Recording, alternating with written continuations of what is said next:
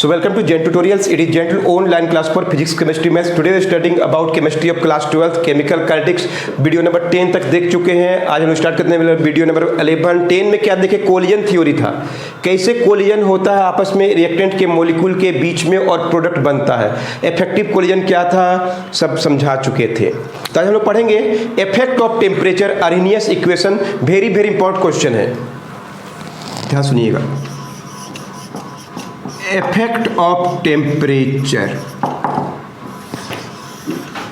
on rate of reaction or rate constant. ध्यान से पहले समझते हैं कुछ बात. अगर हम लोग जानते हैं, सबसे पहला ही वीडियो में देखें या सेकेंड वीडियो में आप लोग, कि रेट ऑफ रिएक्शन डिपेंड करता है क्या? टेम्परेचर पे. जितना ज़्यादा टेम्परेचर करेंगे उतना ज़्यादा रेट ऑफ रिएक्शन होगा. Rate of reaction depend upon temperature. जितना ज़्यादा टेम्परेचर उतना ज़्यादा रिएक्शन. क्लियर है? रेट. उसके अलावा हम लोग ये भी जानते हैं कि आर डिपेंड करता है कि रेट कांस्टेंट पर. यानी क्या बोल सकते हैं कि टेम्परेचर पे रेट कांस्टेंट डायरेक्टली प्रोपोर्शनल होता है. के डिपेंड करता है, रेट कांस्टेंट चाहे जीरो ऑर्डर हो फर्स्ट ऑर्डर कोई भी टेम्परेचर पे डिपेंड करता है. More the temperature greater is the rate of constant. Rate constant जितना ज़्यादा होगा टेम्परेचर भी उतना, टेम्परेचर जितना ज़्यादा होगा रेट कांस्टेंट भी उतना ही ज़्यादा. रेट ऑफ रिएक्शन टेम्परेचर में डिपेंड करता है, रेट ऑफ रिएक्शन के पे डिपेंड करता है. तो ये आर का डायरेक्टली है, ये भी आर का डायरेक्टली है. तो के का डायरेक्टली क्या होगा? टेम्परेचर होता है. पहला बात क्या लिखेंगे हम लोग? More the temperature of reaction. कोई रिएक्शन का टेम्परेचर जितना ज़्यादा होता है more will be the rate constant and rate of reaction. क्योंकि मॉलिक्यूल के बीच में ज़्यादा कोलिजन होगा, ज़्यादा टेम्परेचर होगा, ज़्यादा थर्मल एनर्जी मिलेगा, तो मॉलिक्यूल में भी ज़्यादा टक्कर होगा. इफेक्टिव टक्कर का संख्या बढ़ जाएगा और उतना ज़्यादा रिएक्शन होगा उतना जल्दी प्रोडक्ट बनता है. इट इज ऑब्जर्व्ड, ये देखा गया है, it is observed that increasing, ये देखा गया है, increasing the temperature by 10 degree Celsius, और यू में से 10 केल्विन टेम्परेचर बढ़ाते हैं, the rate of reaction becomes double. Rate of reaction और रेट कांस्टेंट जो होता है दुगुना हो जाता है. बिकम्स डबल, दुगुना हो जाता है. It is observe that increasing the temperature by 10 degree Celsius, rate of reaction R बोलिए या रेट कांस्टेंट के बोलिए, वो दुगुना हो जाता है. ये एक्सपेरिमेंटली हम लोग देख सकते हैं. एक एग्जांपल दिखाएंगे, भी नोट कीजिए.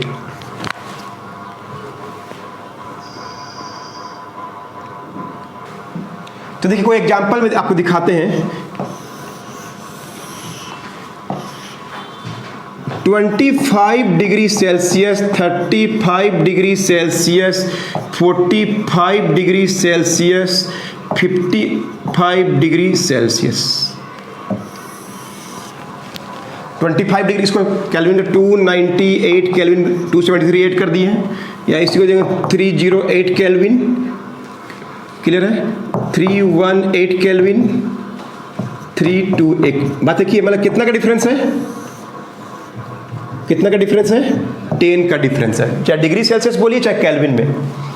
तो देखा गया क्या, किसी का रेट कांस्टेंट के का वैल्यू 2.1 इंटू 10 का पावर -3 है. जो भी यूनिट है, चाहे जीरो ऑर्डर का फर्स्ट ऑर्डर, सबका यूनिट अलग अलग होता है, जानते हैं हम लोग. तो ये देखा कि जस्ट डबल हो जाएगा, ऑलमोस्ट 4.2 10 का पावर -3 हो गया. और 10 डिग्री टेम्परेचर बढ़ा दिए, rate of reaction, rate constant और डबल हो गया. मतलब कितना हो गया? 4.2 से कितना हो गया? 8.4 हो गया. इसका डबल हो गया, इसका 10 डिग्री बढ़ाया ना. 8.4 10 का पावर -3। देख रहे कितना ज़्यादा टेम्परेचर बढ़ाने से कितना गुना स्पीड हो गया। यहाँ से यहाँ 20 डिग्री का अंतर 4 गुना हो गया। देखिए यहाँ पे क्या हो गया 2 टाइम्स, यहाँ पे कितना हो गया शुरू की अपेक्षा। यहाँ पे अगर k है तो यहाँ पे क्या हो गया 2k, यहाँ पे क्या हो गया 4k। ये अगर k है तो ये 2k हुआ कि डबल हुआ कि नहीं, 10 डिग्री बढ़ा है 4 केल्विन हो जाएगा। एक्सपेरिमेंटली लोग चेक कर सकते हैं इजीली।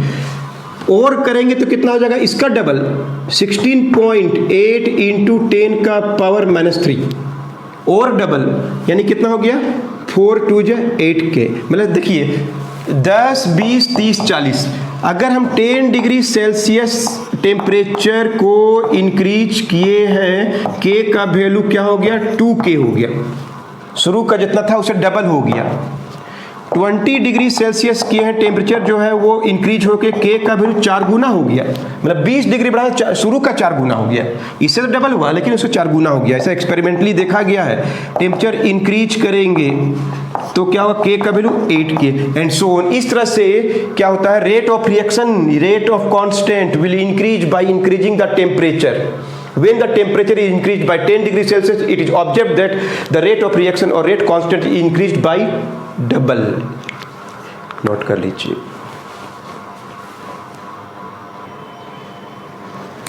एक ग्राफ प्लॉट करते हैं हम लोग टेम्परेचर को देखने के लिए versus energy, effect of temperature.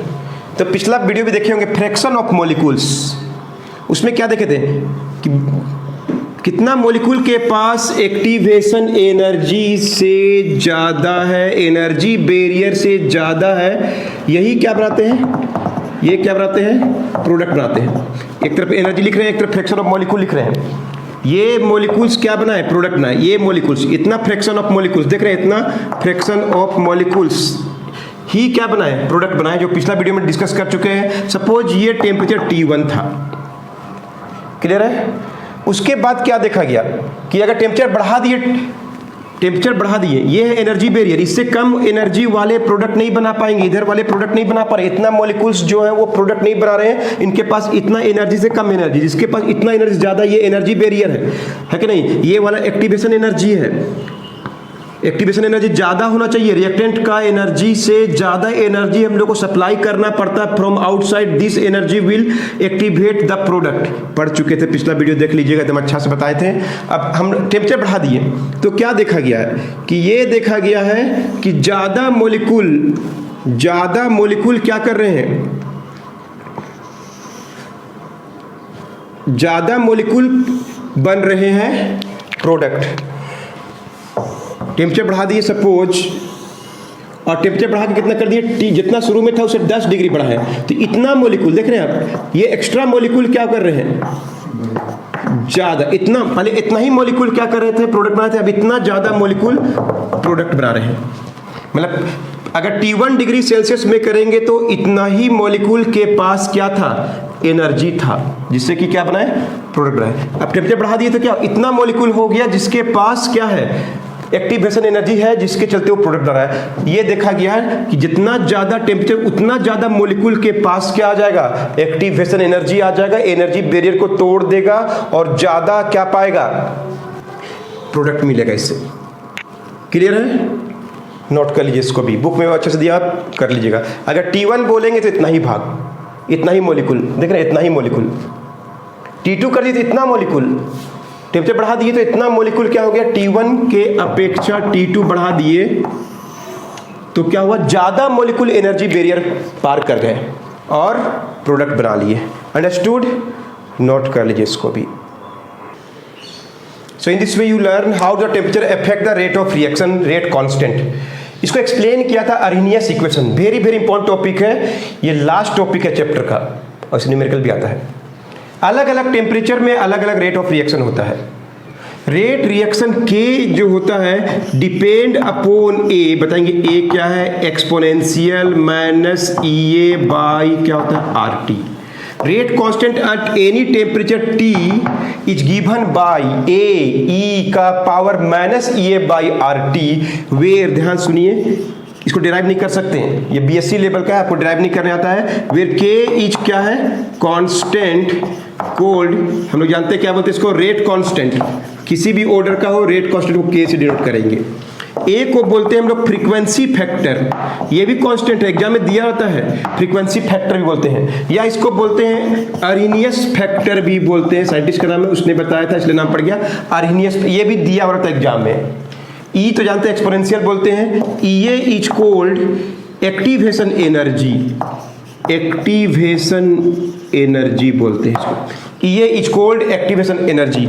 Are is called real gas constant या आइडियल गैस इक्वेशन का कांस्टेंट भी है, और आर का वैल्यू यहाँ पे जूल में होता है 8.314 जूल पर मोल केल्विन, मतलब एक मोल के लिए है, एक मोल का रिएक्शन में 1 डिग्री सेल्सियस बढ़ाएंगे या 1 केल्विन तो इतना एनर्जी निकलता है 8.31। और लास्ट में है टी इज क्या है, टेम्परेचर इन किस में, केल्विन। ये पूरा फैक्टर को बोल्ट्जमैन कांस्टेंट भी बोलते हैं। हियर ई का power minus EA by RT, ये भी को भी हम लोग बोलते हैं बोल्ट्जमैन कांस्टेंट भी बोलते हैं, या फैक्टर भी बोलते हैं, या इक्वेशन भी बोलते हैं। ई का पावर, ई क्या है, एनर्जी, कौन सी एनर्जी, एक्टिवेशन एनर्जी, मतलब the minimum energy supplied from outside above the energy of reactant to carry the reaction to make the product is simply called, ये बोलते हैं, जो पिछला वीडियो में लिख चुके हैं। आर क्या है, रियल गैस कांस्टेंट, टी क्या है, टेम्परेचर। इसको हम लोग सॉल्व करेंगे। तो इस इक्वेशन को किसने दिया था, अर्हीनियस, इसको हम लोग डिराइव नहीं कर सकते यहाँ पे। The rate constant depends upon temperature and its relation with temperature। ध्यान सुनिए, the rate constant K depends upon the temperature and its relation with temperature is given by Arrhenius। आज क्या बताया था, K इज इक्वल टू ए, ये constant है, हमेशा दिया हुआ रहेगा। E एक्सपोनेंशियल लोग का उल्टा minus EA by RT। EA क्या है, एनर्जी, कौन सा एनर्जी, एक्टिवेशन एनर्जी। R क्या है, रियल गैस कांस्टेंट, T क्या है, टेम्परेचर। ए को दूसरा नाम है, इसको हम लोग अर्हीनियस फैक्टर भी बोलते हैं, फ्रीक्वेंसी फैक्टर भी बोलते हैं। EA को बोलते हैं एक्टिवेशन एनर्जी। R क्या है, रियल गैस कांस्टेंट, ये भी टेम्परेचर है, T टेम्परेचर है, केल्विन में होना चाहिए। हियर E का power minus EA by RT को हम लोग बोलते हैं बोल्ट्जमैन कांस्टेंट, या फैक्टर भी बोलते हैं, या बोल्ट्जमैन इक्वेशन भी बोलते हैं। नोट कर लीजिए इसको भी। इसको आगे हम थोड़ा एक्सप्लेन करते हैं। Look here, K is given by a constant E minus EA by क्या है, RT। इसको सॉल्व करते हैं। इसमें हम लोग इसको न्यूमेरिकल में सॉल्व नहीं कर सकते इस तरह से।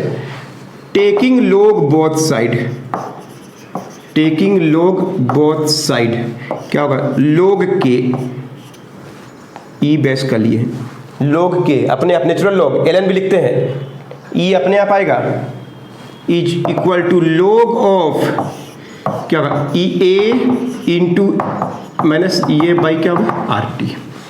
लॉग के ई, लॉग ई ए अलग कर दिए, इंटू वाला प्लस पावर मल्टीप्लाई होता है EA बाई RT मल्टीप्लाई, और क्या होता है, लॉग ई।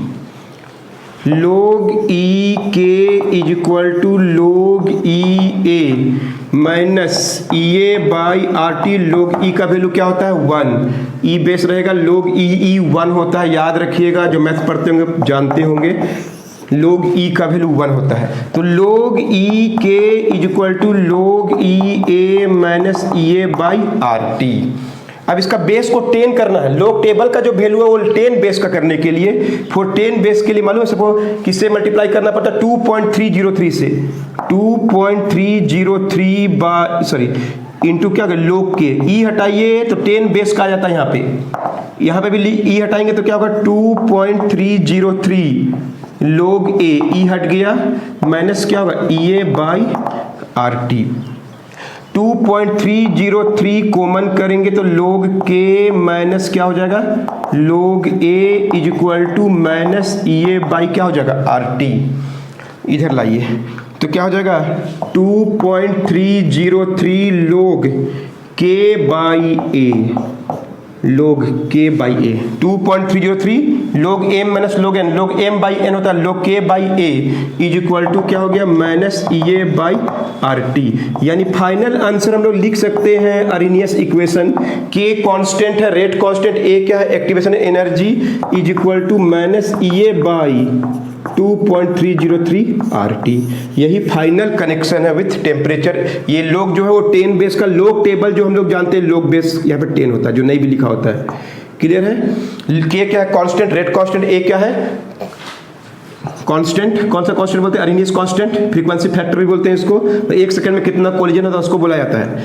ये क्या है एक्टिवेशन एनर्जी, आर क्या है रियल गैस कांस्टेंट, टी क्या है टेम्परेचर, और 2.303 इधर आ गया। फिर से देख लीजिए, taking log both side, log के log a इंटू है तो plus power multiply log e, log e का वैल्यू क्या होता है 1, log e a minus EA by RT, log e k equal to log e a minus EA by RT, 2.303 log k 2.303 log a minus EA by RT। e हटाएंगे तो 2.3 लिखना पड़ता है, common कर लिए, log k minus log a minus EA by RT इधर आके divide हो गया। तो ये हो गया it is equation for temperature and के गिवन बाय अरेनियस। इसको भी नोट कर लीजिए। वैसे बस न्यूमेरिकल क्वेश्चन बचा हुआ है जिसको हम लोग नेक्स्ट वीडियो में डिराइव करने वाले हैं, नोट कर लीजिए।